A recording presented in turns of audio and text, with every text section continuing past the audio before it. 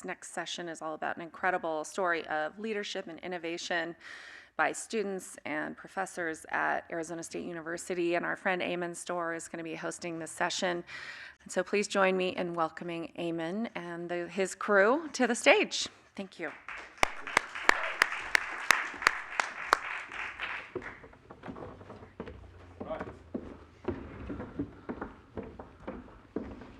Let's take a seat. I've got lots of toys with me here. Let me just organise myself. Are we on the right minutes? Anyway, we've got a real treat for you here. This is for some of the things we've been talking about on this theme, mobilizing youth and voices to reimagine the climate future. And what we're going to talk about this morning is this afternoon is a really exciting program which these young ladies, Iveta and Saya and Elizabeth have been up to. I think when we were planning for this session, there's sort of two really interesting themes that I think are kind of coming out of these overall sessions. One is, how do we get better at educating ourselves as a human race? Like, how do we get better at educating our politicians, the investment community, consumers? And we've heard some really good stuff on that. You know, youth versus gov really is about how we better educate lawmakers. And Mark, who has come all the way from the UK and shared his thoughts with us on Carbon Tracker, it's about better educating investors and the investment community. And then we've got Keisha talking about how you get from 500 homes a month to like 500,000 a month in the next 3 years, and the job we've got to do. I think it's just really interesting when we think about this step of education, what it actually means. And then the second theme is we're past the point of like incremental improvement. We're now at a point where all the conversations through this theme have been about it has to be something more radical than just steps forward. And I wanted to start with that radicalness. I'm going to start actually with Iveta just introducing herself and the girls and just give you a bit of perspective of who they are and where they're from. So maybe Iveta, you can talk about that. And then we'll talk a little bit about education before we show what is a really kick-ass project you're going to see. Awesome. And you're going to touch and feel it. So maybe start just by introducing yourself. Thank you so much. I'm Iveta. I'm professor and associate dean of global engagement at Mary Lou Fulton Teachers College at Arizona State University. And I've been really fortunate to work with these amazing students and colleagues, with Saya and Lizzie, on the project that you'll hear soon about. But very quickly about myself, I'm originally from Latvia. I grew up during actually the Soviet Union, but at the end of my high school experience, the Soviet Union was falling apart. And this is when I got really interested in education, because education really was kind of positioned as this amazing force and vehicle that would help transform the society, right? From the Soviet Union eventually to the European Union, right? So it was one of the major vehicles for the societal transformation. And we also see a very similar use or function of education right now in this moment of climate crisis and environmental catastrophe, where policymakers, UN officials, international development agency representatives are really kind of zeroing in on education as one of the main solutions to sustainability. And so in Millennium Development Goals, we've seen education being featured very prominently. Then, of course, those goals were not met, and when they were replaced with the Sustainable Development Goals, education actually received its own SDG 4 separate goal specifically around education. Then the UN actually dedicated the whole decade to education for sustainable development. And when that decade was over, I think what we realized that despite all of these efforts, despite centering education at the forefront of the sustainability crisis, what we see actually the crisis escalating and deepening. And so my research currently focuses on trying to understand how is education itself implicated in the climate crisis, kind of starting with the assumptions that the type of education that we are currently that's currently dominant in our systems throughout the world, but especially in Western countries, is the type of educations that deepens the climate crisis, right? And just really briefly wanted to say, so the UN, so when the UN looks at the metrics on how to measure the SDGs, the education is usually measured by literacy rates and numeracy rates, right? And the assumption is that the more access to education do we offer to people around the world, the more that this knowledge and the literacy and numeracy will immediately and easily translate into climate action, right? And that's obviously not the case. So in fact, I wanted to also make that note. The world is the most educated, the most literate and numerate it has ever been in the history of the humankind, yet we are closest to the environmental catastrophe, right? So obviously the type of education that we are offering right now is not solving the problem, but in fact it only is deepening the problem. We're the smartest and dumbest generation. Yes. Unfortunately. And I mean, as someone that's 15 years in this country, but with children both in England and in the US, we are obsessed with education here. We're obsessed with Ivy League. We're obsessed with, with individual success, exceptionalism. Like, how do you see that changing, right? From individual to collective. Is that something that you're pushing in what you do? I'm going to come to the girls next, don't worry. Yeah, absolutely. So what we are trying to show in research, using empirical data, using also arts-based research, is that the current education system is really, at least in this country, but in also many other Western countries, is really positioned, its main purpose is articulated as a workforce supply for economic growth and development over environmental concerns, right? So we are teaching human exceptionalism. We are teaching through our schooling the hyper-separation from nature, competitiveness, individualism, all of the character traits that basically separate us further and further from nature, and also give us the arguments to justify exploitation of nature by humans. And so that has to be radically changed, right? And so you already mentioned from independence to interdependence, from human exceptionalism to kind of a more reciprocal relationship with nature, from learning about the world and about the nature to learning with the world and with nature, kind of changing, making these philosophical shifts, but also making pedagogical shifts, curricula shifts. Yeah. And Elizabeth, hello over there. Hello. Can you talk a bit about what you've been up to at ASU, aside from your studies, you've got a big long title here. You are the Director of Partnerships and Engagement at the Sustainability Alliance. So just give us a couple of minutes on that. Yeah, so hello, I'm Lizzie. Nice to meet you all.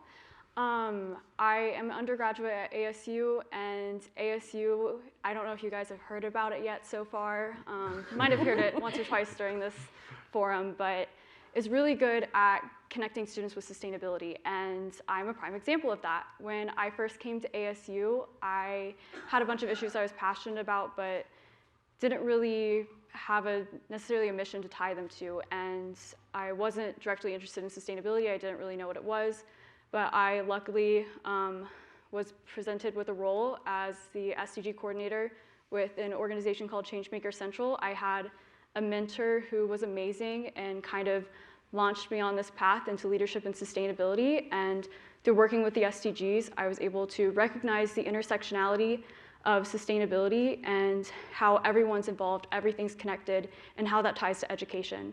So through my career at ASU, I've been working with multiple student organizations in leadership positions, trying to bring together a community between the different student groups to collectively form around this mission of sustainability, not only at the university, but building the students into leaders that are going to go out into the world and create a difference too. So that's kind of been where the mission's at, and recognizing that education at the university, making sure people recognize that regardless of their discipline, sustainability is necessary, that they can contribute to this overall mission and make the world a better place, is where it's at. So that's what a lot of my work has been on with the Sustainability Alliance, bringing these groups together and working with outside partnerships such as the Turn It Around Cards team and the Sustainability Teachers Academy, which does K through 12 education too. So that's kind of my big overall summary. I'd love to talk with you guys about it later. And Saya, can you share a bit about your journey? Yeah, definitely. So I joined ASU 4 years ago. I just graduated. When I joined ASU, I had no idea what I wanted to do with my life. I was very lost. All I knew was that I wanted to help solve the problems of the world. But I didn't know where to go or how to do that. And what I love about ASU in particular was that they showed me the way. So I do a lot of things. I'm very interested in a lot of things. So I decided to triple major in psychology, peace studies, and global management. And never in my wildest dreams would I ever have anticipated that my life journey would bring me into sustainability work. But it did. And what's really cool was the people I met along the way that showed me that passion for sustainability. So I originally was involved in advocating for the United Nations Sustainable Development Goals as the president of the UN Club at my university. I also mentored students in their own projects around the SDGs. And then my life completely changed a year ago when I joined a humanities lab around feeling climate uncertainty. I stumbled across this lab very spontaneously. I was like, you know what? I love mental health and I love sustainability. Let me see what this lab can teach me. And that's where I met Iveta, and I had my climate awakening, quote unquote, where I woke up to the fact that we're living in a climate emergency. I knew climate change was happening, but I didn't know it was an extreme threat to life on Earth until a year ago. And when I discovered that, I remember going through so much despair and fear and grief. And then I joined the lab, and then I met Iveta, and then I joined this amazing project on how young people can be involved in the solution for Turn It Around cards. And that's how I got involved. And now my main work I do in climate activism is around navigating eco-anxiety and also using creative forms of activism. So I do research with the Global Mental Health Lab in California on how environmentalists around the world can navigate ecological grief and anxiety. And I also am the youth engagement lead for the Turn It Around Cards campaign, where I work with young people around the world to remind them that no matter who you are, you don't have to be a scientist, you don't need to be an expert in policy making to be a part of the solution. So yeah. Two incredibly smart and eloquent young ladies, I have to say. What are you going to do next? You're out, you're done, you're in the big world. What happens? Good question. I mean, I just graduated a few weeks ago. I'm still figuring that out. I know that my life journey is around giving hope to the world and solving climate change. And I kind of want to do that in a creative way. I want to see if I can become an ecological anxiety and grief counselor and work with environmentalists around the world to help them navigate the fear and the despair that they can go through.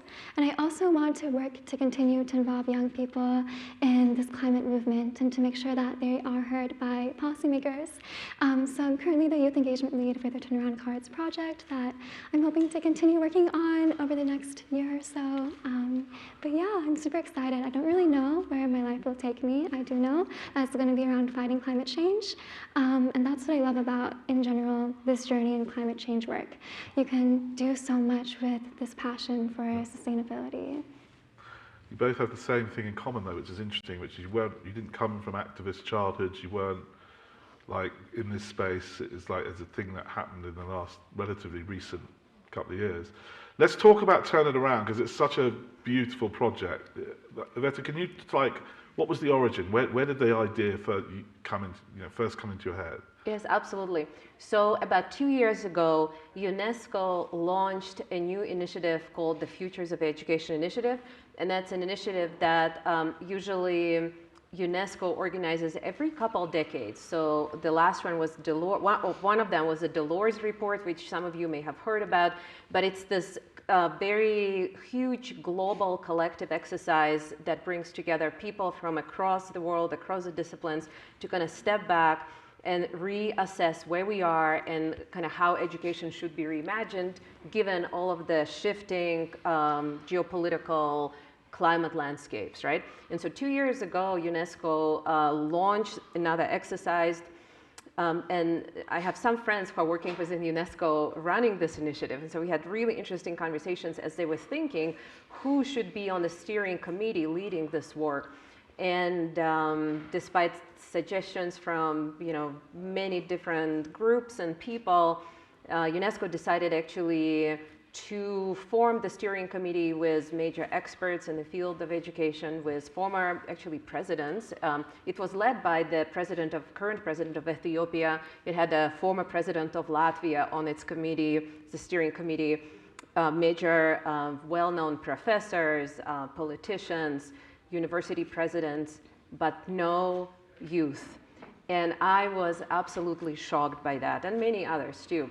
And to me, kind of the question was, how can we be engaging ourselves in this radical reimagination of the future, education futures, without the people who will be living those very futures? So to me, that was just this really incredible moment, especially at a time when the children and youth have been on the streets striking, demanding to be heard, right? And here we have this major initiative that is led without the voices of the youth, right? And I thought, well, does not make any sense, right? And kind of started thinking, how can we engage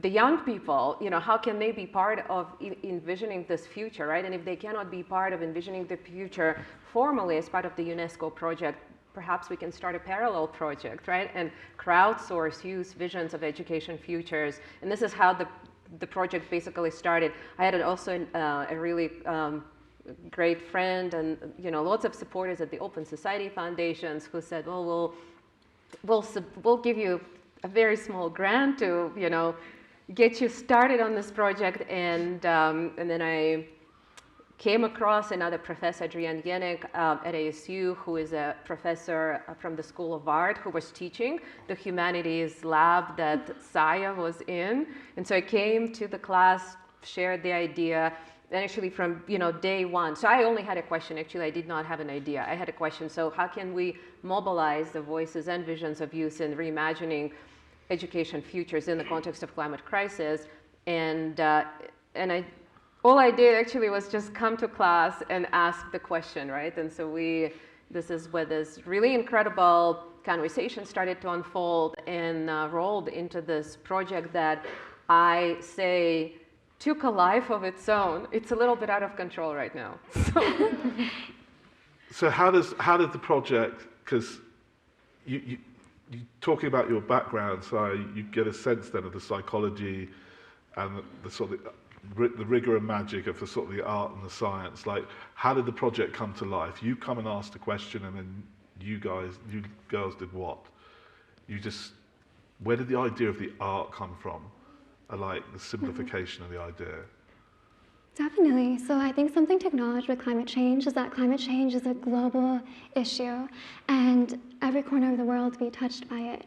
How can we communicate with people from all corners of the world universally? And what I love about art is the most universal language in the world. No matter what language you speak traditionally, whether it's Spanish, English, Hindi, Chinese, you can always communicate and connect with art. And I feel like art is one of the most powerful ways to connect with people across the world.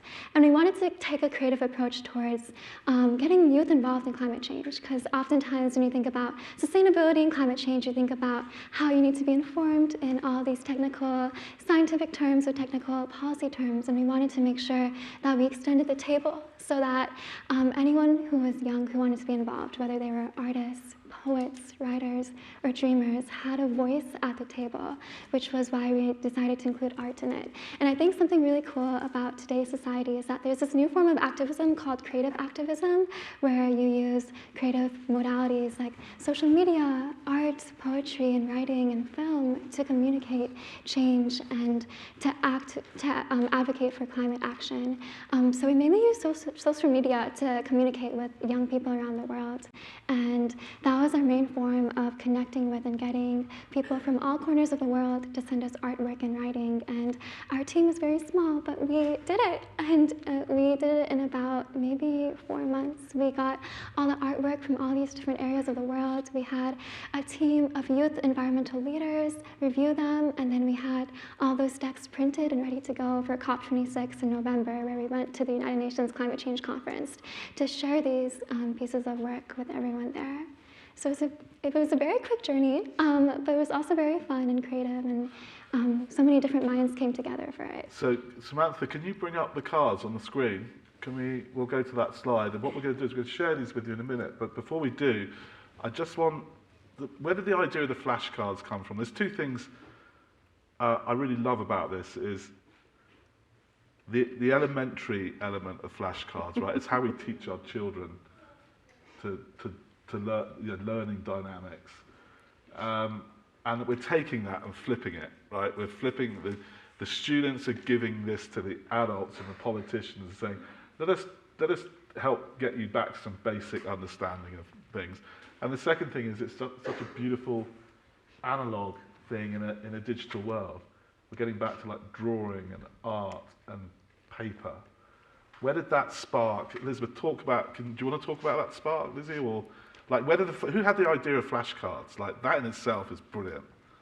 Yeah, that came, I can maybe talk about it a little bit. That came spontaneously also in, the common conversations we had, right? And brainstorming. And remember, you're talking here about educators, right? People that are, deeply studying education, latest technologies in education, but also the most basic tools in education, right? And yeah, we thought about how, the whole education system, again, is so hierarchical, right? And so I think flashcards is maybe also this example of where adults decide what are some of the important basic facts and use flashcards to teach these facts to the kids, right? And we were thinking, so what are some of the basic facts that children in youth around the world think adults in decision-making boardrooms should know when they make decisions about the futures of the next generation, right? So I think it partially came from that educational background that we share, but actually also partially came from the my colleague, Adrienne Yannick, who is a professor of art. She also has this amazing, actually 2 amazing projects. She works with cards quite a lot, but not flashcards, right?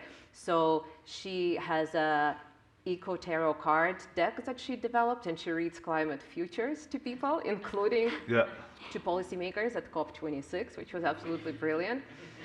And she also developed a grief deck, which is kind of like just playing with ideas of cards, right? And so as we were talking with students, with Adrienne, I think flashcards just very naturally emerged, and we said, let's reverse it. So it's like flipping not just the content, it's basically saying that everything must change, and everyone. And I'm going to ask, we've got some helpers who are just going to give them out. I think we really wanted you to actually touch and feel these. So take a few, there's a few people handing them out. Take 2 or 3 of them, because we're just going to finish this session just having maybe just a quiet moment just to look at those, feel them, think about them.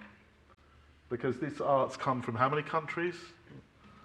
I think 44. 44 kids from 40. This idea came out of a lab in ASU in 44 countries. Children from 44 countries have come together to share these. What success have you had with it? Just who's got them? Where have they gone? Someone tell us about that. I mean, they've gone in so many different places, and I love how much this project has grown since last year. We traveled to the United Nations Climate Change Conference in Glasgow in Scotland, and we gave it to world leaders there, including John Kerry, the US Climate Envoy, Patricia Espinosa, the Executive Secretary of the United Nations Framework Convention on Climate Change. We gave it to delegates from Korea at the conference, delegates from China, and honestly, anyone who is interested and who was involved in this policymaking process. We also shared it with youth activists there and decision makers there, and it's been so cool seeing the project expand from there. We now have a policy report based focused on interpretation and analyzation of this artwork. So now we have policy suggestions to give to world leaders around the world. We're going to Paris in actually 2 weeks for a UNESCO exhibit to display this artwork with world leaders there. And we're also working with Southeast Asian countries right now to expand the card deck and artwork more, to make sure that we're broadening our scope and our outreach and also elevating the voices of youth in these Southeast Asian countries.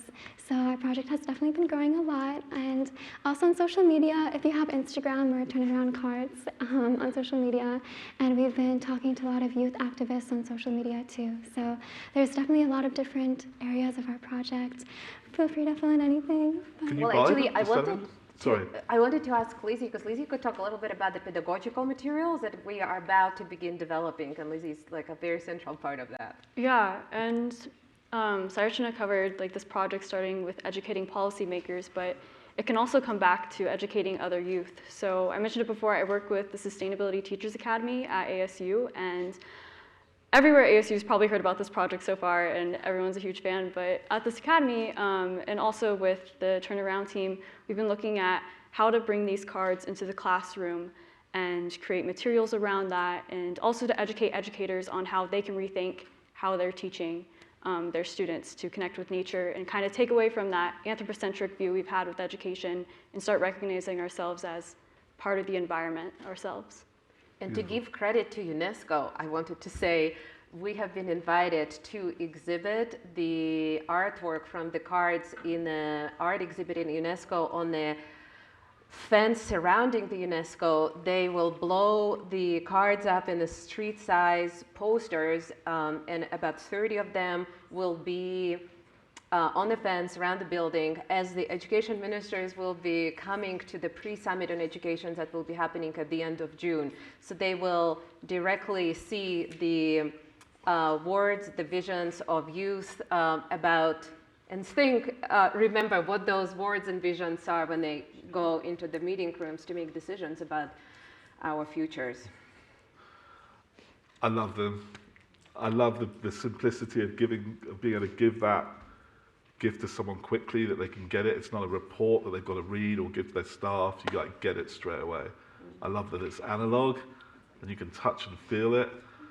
And I love this idea of like trying to get the politicians and the adults in this world to get back to basic learning of the facts with this beautiful art. So thank you for this amazing project. It's so lovely to share it today. Thank you. Thank you. Thank you.